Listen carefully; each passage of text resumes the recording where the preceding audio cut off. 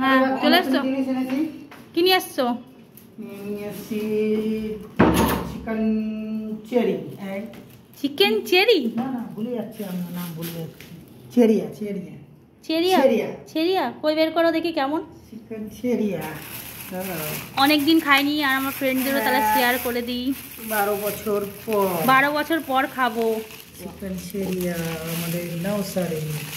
দেখো আমার শ্বশুরালের জায়গায় মানে বরের বিখ্যাত চিকেন চেরিয়া, মানে এত সুন্দর সেন্ট বেরিয়ে গেছে। চেরি কি বলবো তোমাদেরকে, সেন্টটা এত সুন্দর বেরিয়ে গেছে। এটা কিন্তু চিকেন আছে, হ্যাঁ উফ ঠান্ডা ঠান্ডা ফ্রিজের মধ্যে রাখা ছিল। আর পুরোটা তোমাদের সাথে তো শেয়ার করবোই, পুরোটা দেখতে থাকো সাথে থাকো। আর এটা কি নিয়ে এসছো আবার আলাদা?